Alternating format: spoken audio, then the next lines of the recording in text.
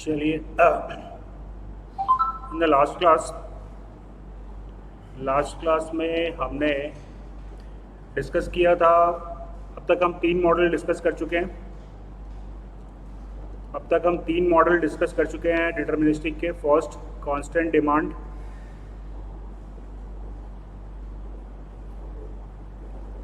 Infinite replenishment rate.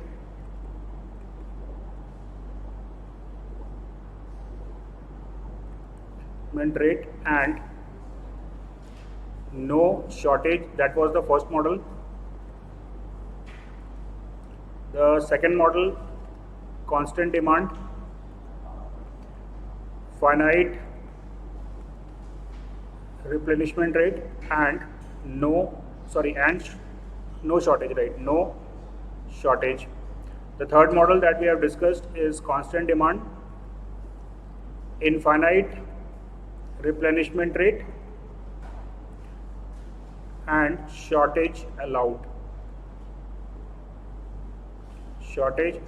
So now we are going to discuss the fourth model, that is constant demand,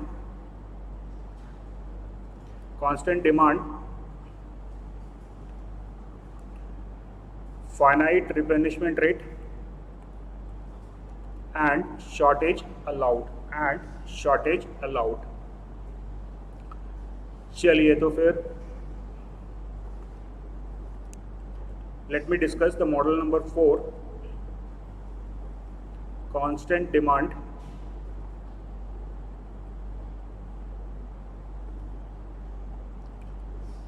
finite replenishment rate,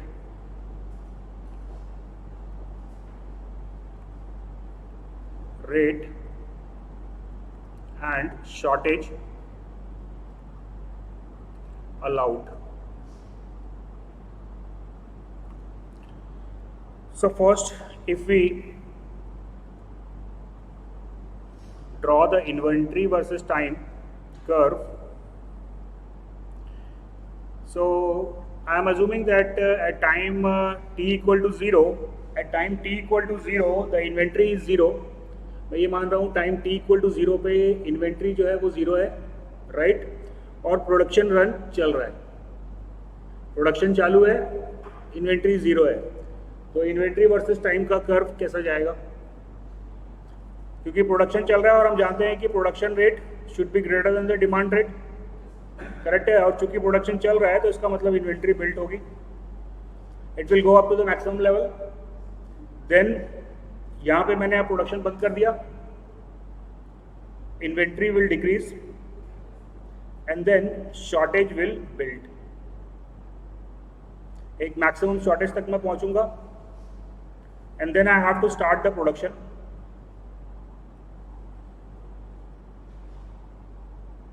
I will go to the maximum inventory level, production stops,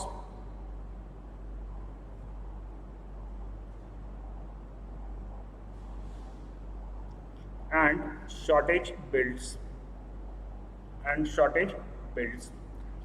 So here I can divide the cycle in 4 parts.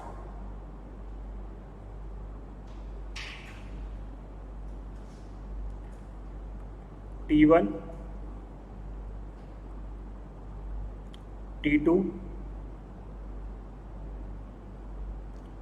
T3 and T4.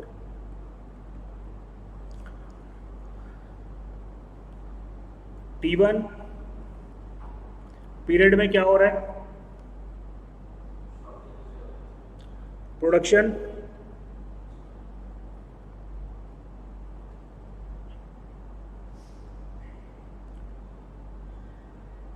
continues and back order यानी कि shortage के time पे जो मेरे को order मिला था, back order fulfilled. Back order जो था उसको हम फुलफिल कर रहे हैं टाइम T2 में। In production continues continues and inventory builds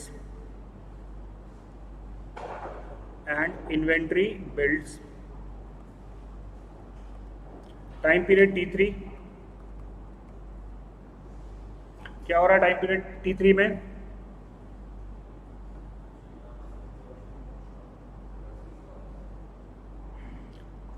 T1 में प्रोडक्शन चालू हो गया था और आपका बैक ऑर्डर कंप्लीट हो रहा था। टाइम पीरियड T2 में प्रोडक्शन कंटिन्यू हो रहा था और इन्वेंट्री बिल्ड हो रही थी। T3 में क्या हो रहा है? No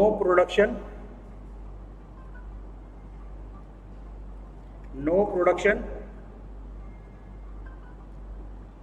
inventory decreases.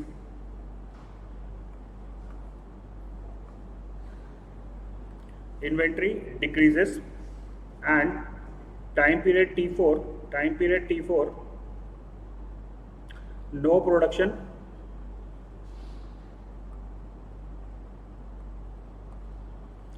production, and back order builds.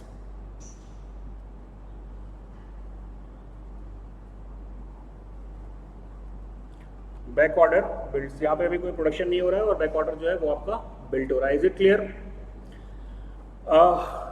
बच्चों यहाँ पे कितनी कॉस्ट मेरे को कंसीडर करनी पड़ेगी? How many cost I need to consider except material cost? कौन कौन सी कॉस्ट आएगी यहाँ पे? एक्सेप्ट मटेरियल कॉस्ट को अगर मैं इंक्लूड कर लूँ तो यहाँ पे आएगा मेरे पास material cost, then there is setup cost या ordering cost, setup cost,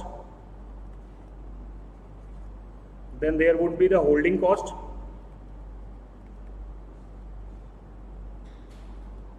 and fourth क्या? शॉर्टेज, क्योंकि यहाँ पे शॉर्टेज बिल्ट हो रहा है तो यहाँ पे शॉर्टेज कॉस्ट भी आएगी। So these are the cost that we have to encounter. तो यहाँ पे 4 कॉस्ट आएगी और जैसे हमने मॉडल नंबर 2 और 3 में कंडीशन डिराइव की थी वैसे ही यहाँ पे भी हम डिराइव कर रहे हैं। I am not going in the derivation part, मैं आपको डायरेक्टली इक्वेशन जो आ रही हैं वो हम आपको बता देते हैं डायरेक्टली। आपको जैसे आपने सेटअप कॉस्ट कैलकुलेट किया था मॉडल 2 में और जैसे आपने शॉर्टेज कॉस्ट कैलकुलेट किया था मॉडल 3 में, तो उसी प्रकार से आप शॉर्टेज और सेटअप कॉस्ट कैलकुलेट कर सकते हैं। यहाँ पे अब मैं डायरेक्टली फॉर्मूले पे आ जाता हूँ।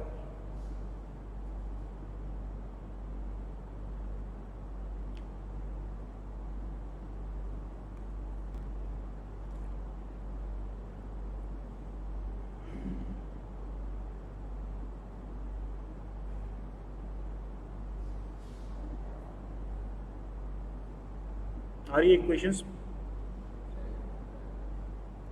हाँ ठीक है।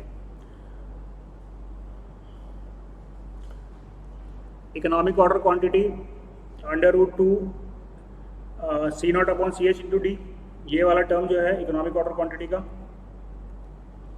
इकोनॉमिक ऑर्डर क्वांटिटी का पहला वाला टर्म जो है वो सेम है जो हमको मॉडल नंबर 1 में मिला था, 2 C0D/CH। उसके बाद सेकेंड टर्म जो हमको मॉडल 2 में मिला था √P × P - D, और थर्ड टर्म जो मेरे को मिल रहा है ये मेरे को मॉडल 3 में मिला था।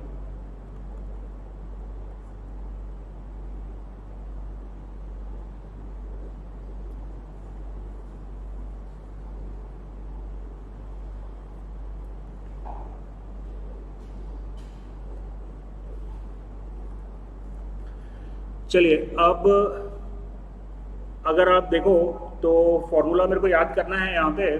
तो इकोनॉमिक ऑर्डर क्वांटिटी का पहला टर्म, इकोनॉमिक ऑर्डर क्वांटिटी का पहला टर्म ये मेरे को मिला था मॉडल 1 में, राइट। दूसरा टर्म मेरे को मिला था मॉडल 2 में और तीसरा टर्म मेरे को मिला था मॉडल 3 में। Is that clear? अब आपको निकालना है दूसरा टर्म, आपको याद रखना है maximum inventory, maximum inventory.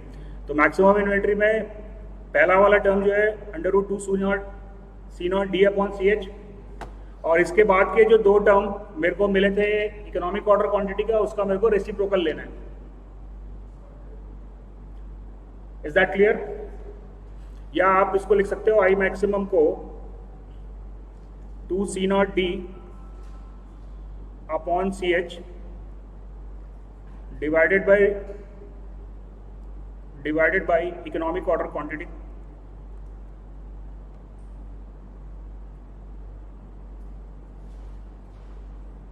Correct है? Is that clear?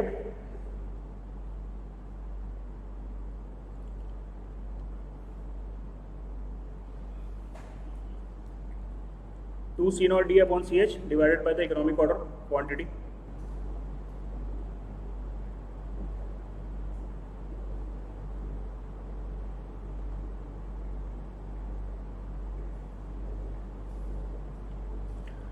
चलिए, now let me solve get problems.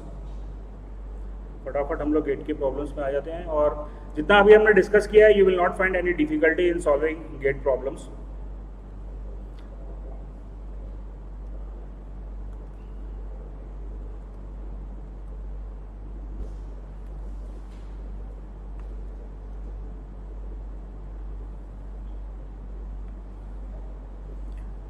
चलिए फटाक से सॉल्व करिए।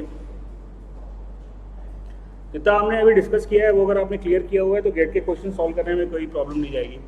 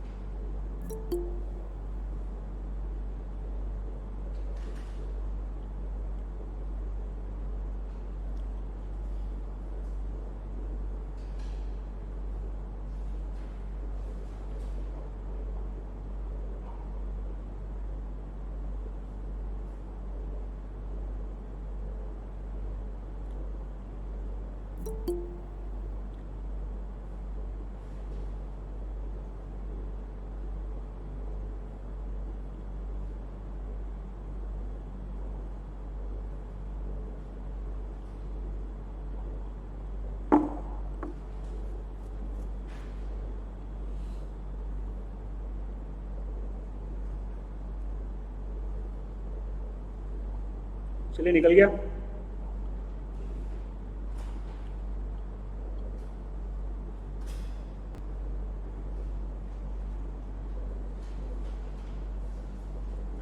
इतना लंबा क्वेश्चन नहीं है यार।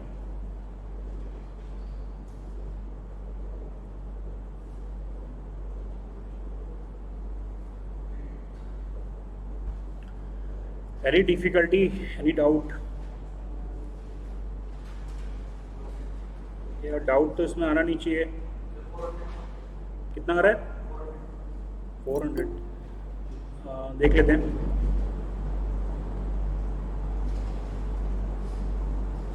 क्वेश्चन नंबर था ये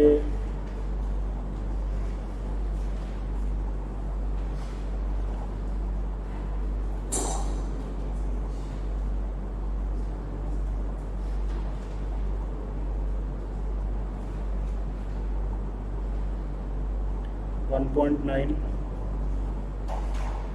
30। हाँ ठीक है, तो बहुत सिंपल सा क्वेश्चन है यार, क्या इतना टाइम क्या लगा रहे हो आप लोग? Where is the issue? An item can be purchase for ₹100। क्या दिया हुआ है ये मेरे को? क्या दिया है ये मेरे को? ₹100। तो जल्दी बोलो यार, ये 100 क्या है? हाँ हाँ, यूनिट कॉस्ट मेरे को दिया हुआ है 100 रुपये, और सर वो ऑर्डरिंग फीडबैक का कॉस्ट इज रिक्वेस्ट आया रुपीज, होगा, एक्सेप्ट कर लो। Ordering cost is rupees C naught मेरे को दिया हुआ है 200, and the inventory holding cost is 10% of C H is equals to 10% of u. तो यू है आपका 100, और तो सी एच आपको मिल गया 10, राइट। डिमांड आपको दिया हुआ है 4000 यूनिट्स। तो बन तो गया क्वेश्चन सीधा सीधा। Economic order quantity is equals to root over 2 C naught is equals to 200 D 4000 divided by 10। तो ये 0 से 0 कैंसिल आउट हो गया, 0 से 0 कैंसिल आउट हो गया। I got the economic order quantity directly 400। इतना टाइम क्यों लग रहा है इस क्वेश्चन को? बन गया ये? चलिए,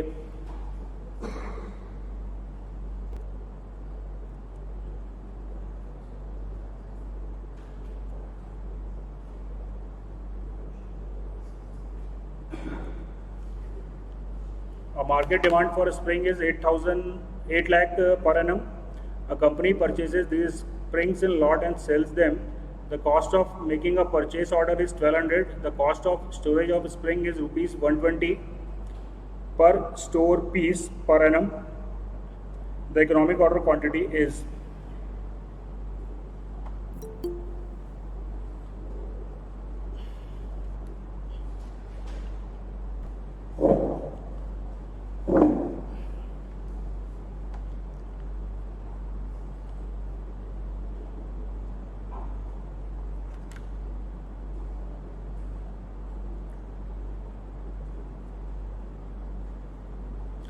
चलिए फटाफट सॉल्व करिए यार, बहुत सिंपल सिंपल क्वेश्चन हैं तो।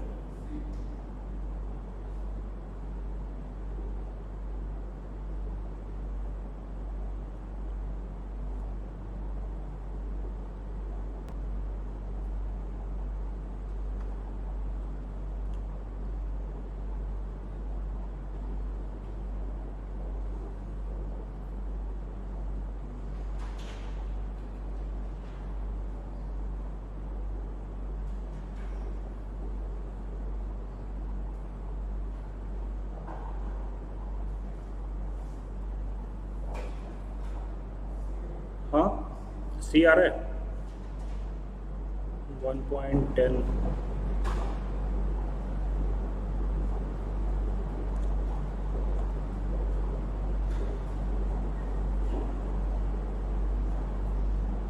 सी आ गया सबका?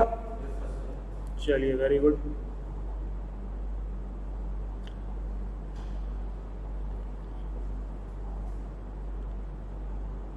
स्टोरेज सब ऐसे ही लल्लू पंजू टाइप के क्वेश्चन आते हैं गेट में। चलिए,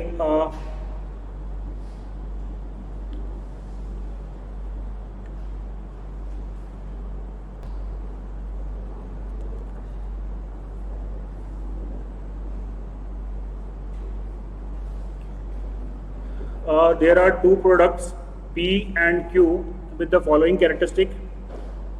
प्रोडक्ट P का डिमांड है 100 यूनिट्स और Q का है 400। ऑर्डरिंग कॉस्ट दोनों का 50 रुपीज़ है। होल्डिंग कॉस्ट P का 4 है और Q का 1 है।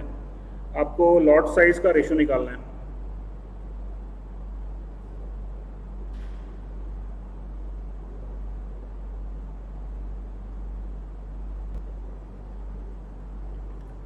यार ये क्वेश्चन तो सीधे सीधे पढ़ो और टिक मारो है भाई।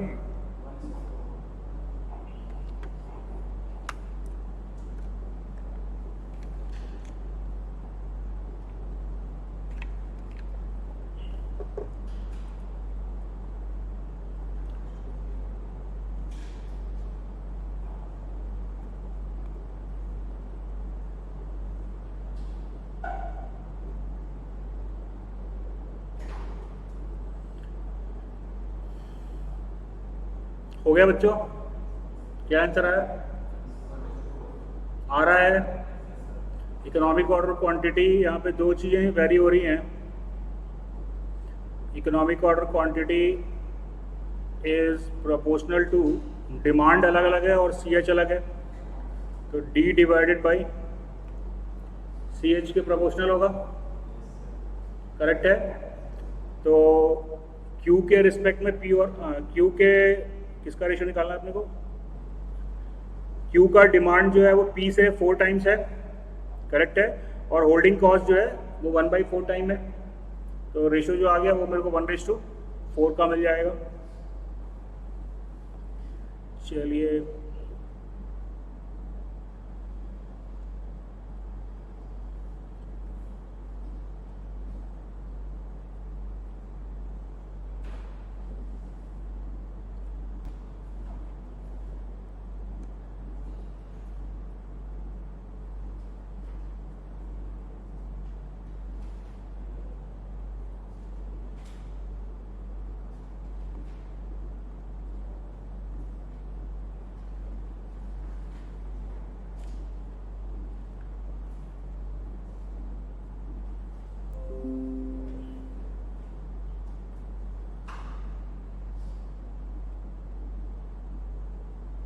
सर वो क्वेश्चन थोड़ा नीचे करो ना।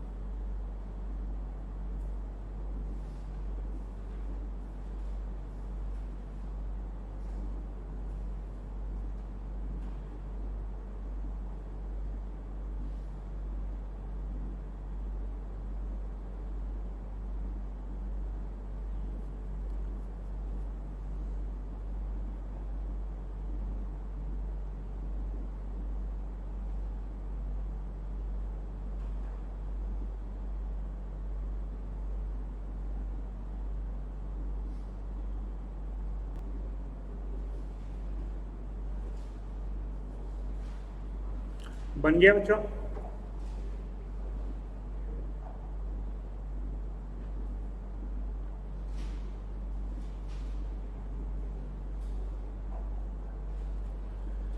Any doubt, any difficulty?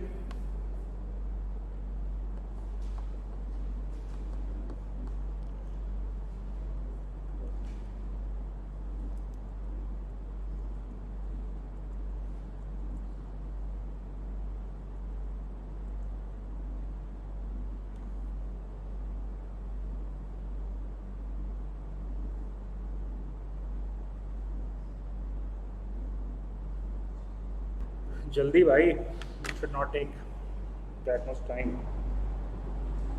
कोई दिक्कत, कोई समस्या, कोई परेशानी?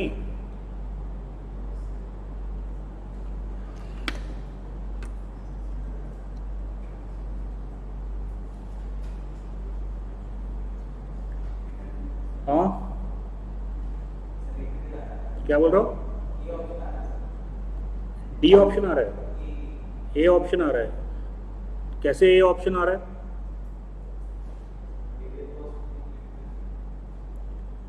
भैया यहाँ पे क्या बोल रहा है, the maximum level of inventory of an item is 100 and achieve with infinite replenishment rate, right? The inventory becomes 0 over 1.5 month due to a consumption at uniform rate. 1.5 महीने में तुम्हारा पूरा इन्वेंट्री खत्म हो जा रहा है, करेक्ट है? तो 1 साल में आप कितने ऑर्डर करोगे?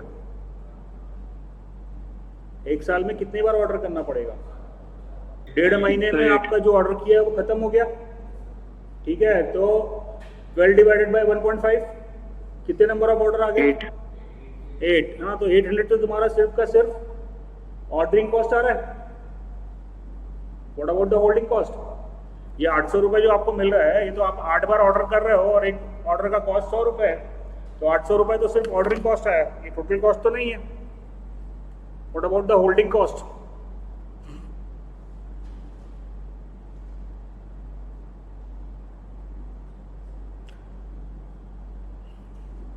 फॉर्मूला छोड़ो, जो बेसिक कॉन्सेप्ट है उस पर ध्यान दोगे तो 1 से 1.5 मिनट भी नहीं लगेगा इस क्वेश्चन को सॉल्व करने में।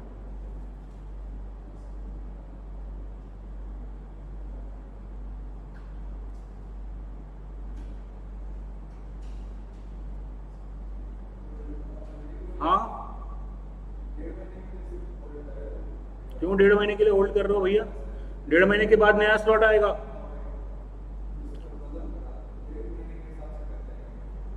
तुम तुम्हारी इच्छा है भाई, तुम 1.5 महीने के हिसाब से करो, 1 दिन के हिसाब से करो, साल भर टाइम पीरियड तो तुम अपने हिसाब से डिसाइड कर सकते हो। आंसर तुमको साल का चाहिए, कैलकुलेशन तुम 1.5 महीने के हिसाब से करो, उसको साल में कन्वर्ट करो, या महीने के हिसाब से करो, उसको साल में कन्वर्ट करो।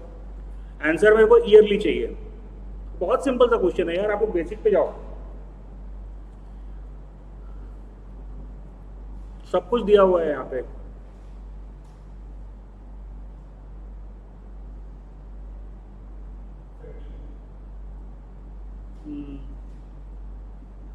तुम्हारा आ रहा है 120 मल्टीप्लाइड बाय 50। हाँ ठीक है,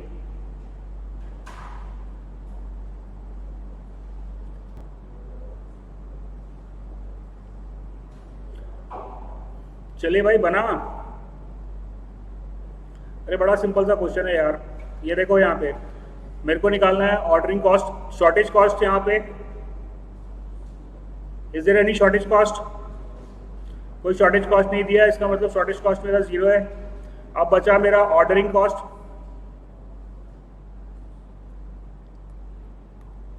आई need to calculate the ordering cost.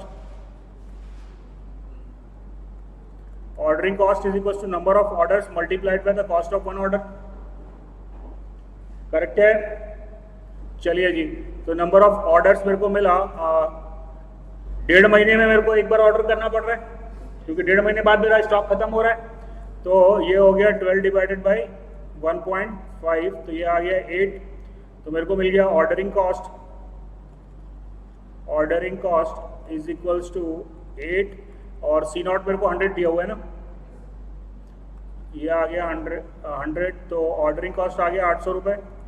अभी होल्डिंग कॉस्ट चाहिए। Holding cost is equals to 1/2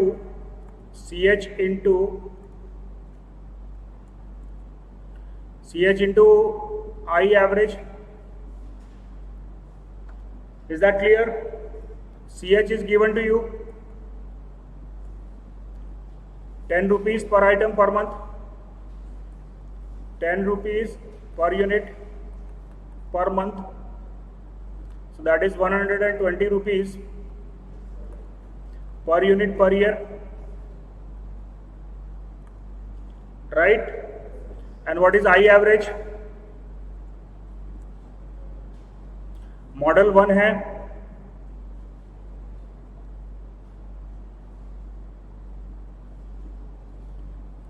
model 1 है, तो आई एवरेज क्या होगा? I average is equal to I maximum divided by 2। And what is I maximum? I maximum is equal to Q by 2। यही है ना, ये आई मैक्सिमम है और ये Q के बराबर होगा। Lot size, is it clear? Q आपको दिया हुआ है of an item and it is the maximum level IM आपको दिया हुआ है, IM आपको दिया हुआ है डायरेक्टली। IM जो है वो 100 है, करेक्ट है? तो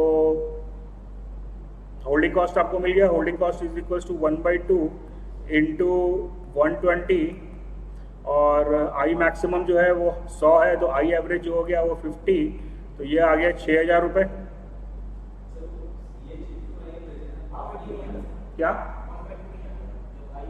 अच्छा, आई एवरेज नहीं, ठीक ठीक ठीक ठीक ठीक है, ठीक। ओके सॉरी सही सॉरी यहाँ पे वो नहीं आएगा, 1/2 नहीं आएगा अगर आई एवरेज लिया हूँ तो मैं, ठीक है। C H into I average अगर मैं लिया हूँ तो 1/2 नहीं आएगा।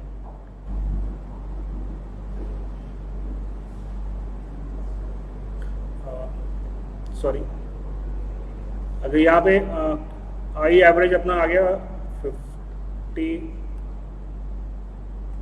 आई एवरेज हमारा आ गया 50, तो that is 120 into 50, right? 120 into 50, that is 6,000. So total cost is equals to, total cost मेरे को मिल गया,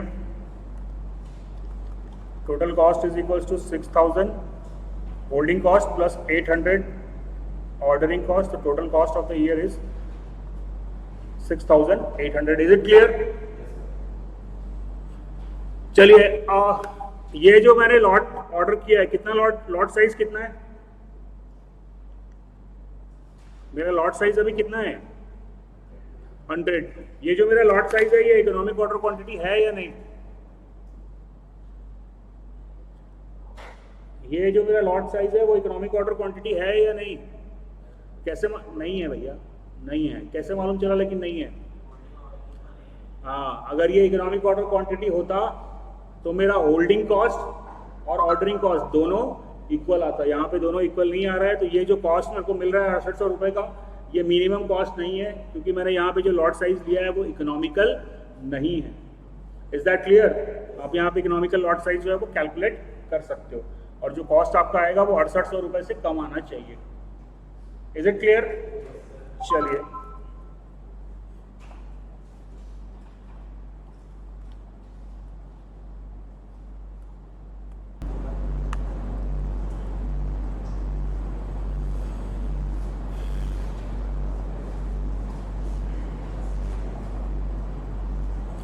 चलिए, in a machine shop, pins of 15 mm diameter are produced at a rate of 1000 per month, and the same is consumed at a rate of 500 per month.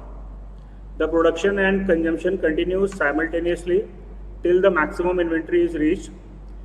Then inventory is allowed to reduce to 0 due to consumption. The lot size of production is 1000 units. If backlog is not allowed, the maximum inventory level is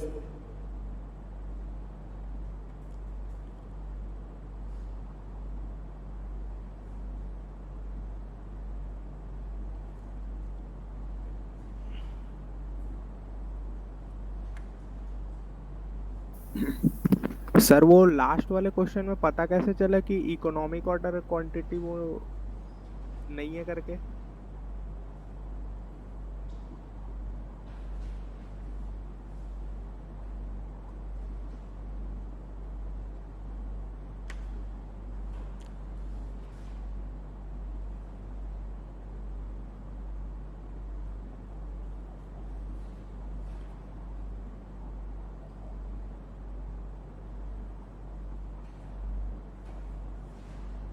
दोस्तों ये question को solve करने के लिए in fact मेरे को inventory अगर मैं नहीं भी पढ़ाऊं तब भी मैं इस क्वेश्चन को सॉल्व करता हूं। सिंपल एप्टीट्यूड का क्वेश्चन है।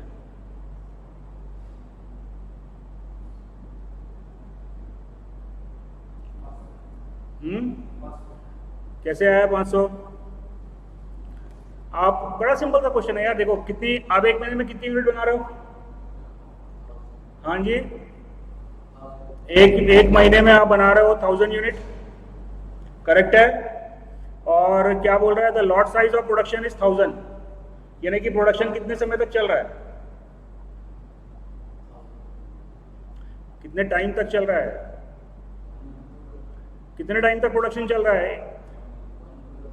प्रोड्यूस 1000 यूनिट एक महीने में बन रही है, और एक बार में आपको 1000 यूनिट बनानी है, करेक्ट है। तो टाइम ऑफ प्रोडक्शन मेरे को मिल गया, टाइम ऑफ प्रोडक्शन मेरे को मिल गया 1 मंथ। Is it clear? अभी एक महीने में आपने 1000 यूनिट बनाई और मीनवाइल आपने 500 यूनिट कंज्यूम कर ली, तो मैक्सिमम इन्वेंट्री कितना आया? 500। कोई इस पे रॉकेट साइंस है नहीं, सिंपल सा क्वेश्चन है। क्लियर है बच्चों ये? Any doubt, any difficulty to anybody? चलिए me discuss the other model, what probabilistic model.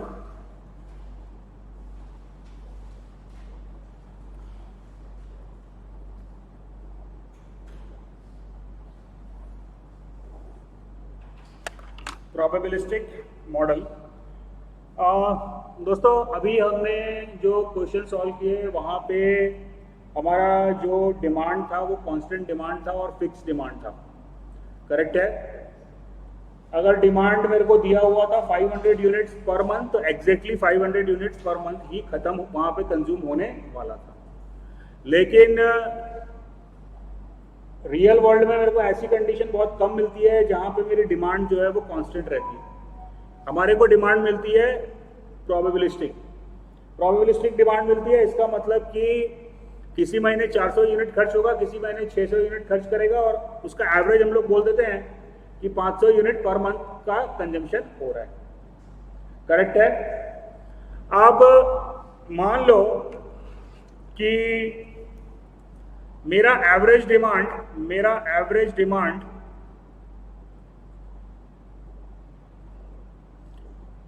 200 unit का है।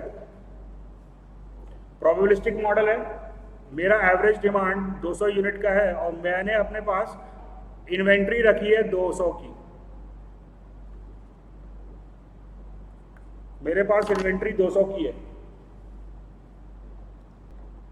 तो क्या 100% प्रोबेबिलिटी है कि मैं अपनी डिमांड को फुलफिल कर पाऊंगा? क्या 100% प्रोबेबिलिटी है मैं अपनी डिमांड को फुलफिल कर पाऊंगा?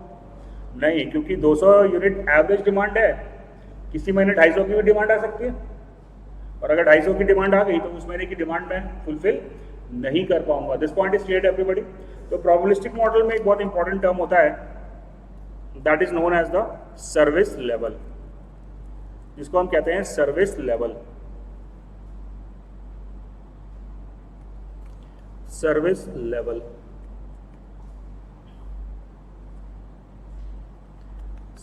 is defined as the percentage of time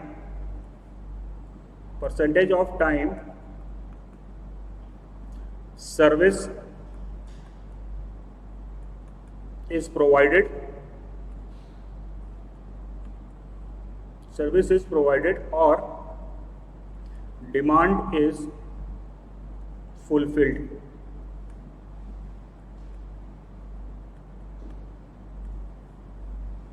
कितने परसेंट टाइम मैं डिमांड को फुलफिल कर पाया या कितने परसेंट टाइम में सर्विस प्रोवाइड कर पाया, उसको हम कहते हैं सर्विस लेवल। तो इसको हम समझते हैं एक सिंपल से एग्जांपल से जो गेट में ही आया हुआ है।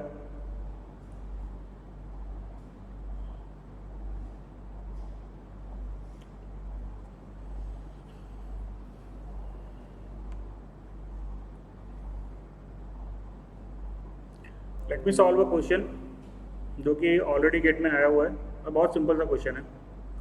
अगर आपको डेफिनेशन क्लियर है तो आप इस क्वेश्चन को आसानी से सॉल्व कर लोगे। The distribution of lead time demand for an item is as follows. What is lead time? Time between placing the order and receiving the order, correct है। तो आपको बोल रहा है कि लीड टाइम डिमांड आपके पास 80 यूनिट की आएगी, यानी कि जो आपका लीड टाइम है उसमें 80 यूनिट की डिमांड होगी, इसकी प्रोबेबिलिटी 20% है। 100 की डिमांड होगी, इसकी प्रोबेबिलिटी जो है वो 25% है। 120 की डिमांड होगी, इसकी प्रोबेबिलिटी 30% है, और 140 की डिमांड होगी, इसकी प्रोबेबिलिटी 25% है। Is that clear?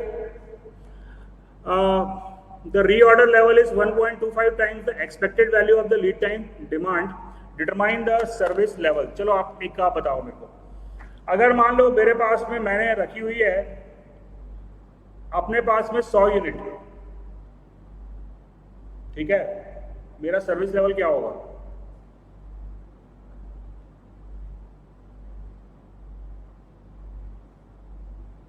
अगर मेरे पास में मेरा रीऑर्डर लेवल जो था वो 100 यूनिट का था, जब मेरे पास 100 यूनिट थी और तब मैंने ऑर्डर प्लेस किया, तो मेरा सर्विस लेवल क्या होगा? मैंने 100 यूनिट रखी है, अब क्या होगा, डिमांड 80 की आई तो मैं फुलफिल कर दिया, डिमांड 100 की आई तो मैं फुलफिल कर दिया, यानी कि 20 प्लस 0.25 25 45% टाइम में 45% टाइम में अपनी डिमांड को फुलफिल कर पाया। अगर डिमांड 120 की आ गई तो मैं फुलफिल नहीं कर पाया, 140 की आई तो मैं फुलफिल नहीं कर पाया, तो माई service level is 45%। Is that clear? अगर मैं 120 यूनिट रख लेता हूं तो मेरा सर्विस लेवल कितना हो जाएगा? अगर मैं 120 रख लेता हूं तो मेरा सर्विस लेवल हो जाएगा 45 प्लस 30 75%, और अगर मैं 140 यूनिट रखता हूं तो मेरा सर्विस लेवल जो है वो 100% होगा। तो अभी मैंने अपने पास रीऑर्डर लेवल कितना रखा है? 1.25 times the expected value of lead time demand. अब ये expected value of lead time demand हम कैसे निकालेंगे? बहुत सिंपल है, इन दोनों को मल्टीप्लाई कर दो, 80 इंटू 0.2 कितना है?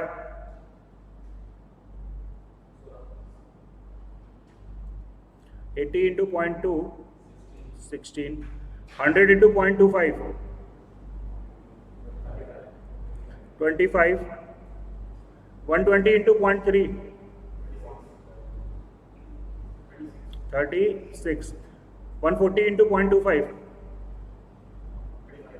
35, राइट। इसको एडअप कर लो तो ये हो गया आपका 10 और 6 22, तो ये हो गया 2 और 2 तो 3 112। ये 112 जो है, ये 112 जो है, it is my expected demand, that is my expected demand. Clear? That is my expected demand. और अभी मेरे क्या बोल रहा है, मेरा रीऑर्डर लेवल जो है वो 1.25 टाइम्स मेरा एक्सपेक्टेड डिमांड है, डिमांड एक्सपेक्टेड। तो मेरा रीऑर्डर लेवल हो गया 1.25 इंटू 112, कितना आया? 140। मेरा रीऑर्डर लेवल था वो 140 यूनिट का था, तो मेरा सर्विस लेवल क्या होगा? मेरा सर्विस लेवल जो होगा that would be 100%। Is that clear? चलिए, in the next session we will discuss about the probabilistic demand. Probabilistic demand में दूसरा चीज मेरे को डिसाइड करना है, यही वाला क्वेश्चन है। अब यहाँ पे मेरे को ये डिसाइड करना है यार कि मैं कितनी यूनिट अपने पास में रखूँ। एक चीज तो हो गया कि मेरे को अपना सर्विस लेवल मेंटेन करना है, तो 100% सर्विस लेवल मेंटेन करने के लिए मेरे को 140 यूनिट रखनी थी, करेक्ट है। लेकिन अगर आप ज्यादा यूनिट रख लेते हो बच्चों, तो जो अनसोल्ड यूनिट होती है उसका क्या होगा? मान लो आपने 140 यूनिट रख ली, ठीक है, आपने 140 यूनिट रख लिया और डिमांड 80 का ही आया, तो आपकी 60 यूनिट जो है वो वेस्ट हो गई, करेक्ट है। अच्छा, अब मान लो आपने 80 यूनिट रखी और डिमांड 140 का आया, तो क्या हो गया?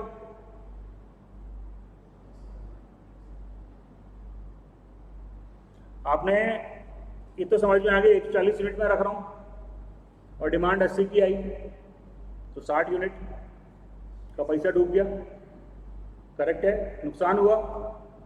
अगर मैं 80 यूनिट का रख रहा हूं तो भी मेरा नुकसान होगा क्या? हाँ, तो तब भी मेरा नुकसान होगा, क्योंकि अगर मैं 80 यूनिट रख रहा हूं और डिमांड 140 की आ गई, तो भैया 60 यूनिट मेरे पास एक्स्ट्रा बेचने का जो मेरे पास मौका था, वो मौका मैंने गंवा दिया, यानी कि मैंने अपना प्रॉफिट लूज किया, तो अल्टीमेटली घाटा ही हुआ ना, राइट। तो in the next class we will discuss कि मेरे को कितनी यूनिट परचेज करनी चाहिए, मेरे को 60 यूनिट 80 यूनिट रखनी है, 100 यूनिट रखनी है, 120 यूनिट रखनी है, या 140 यूनिट रखनी है। क्योंकि अगर मैं 140 यूनिट रखता हूं और 80 की डिमांड आ गई, तो 60 यूनिट मेरी वेस्ट हो गई, और अगर मैंने 80 यूनिट खरीद ली और डिमांड 140 की आई, तो 60 एक्स्ट्रा यूनिट बेचने का मौका मेरे पास जो था वो मैंने यूटिलाइज नहीं किया, तो अल्टीमेटली मैंने अपना नुकसान ही किया है तो हमें ये देखना है कि हमें कितनी यूनिट अपने पास में रखनी चाहिए ताकि हमारा मुनाफा मैक्सिमम हो। तो that we will discuss in the next class. चलिए फिर क्या टाइम हो गया अभी? 6:30 पे स्टार्ट करते हैं थर्मो, सॉरी हीट ट्रांसफर।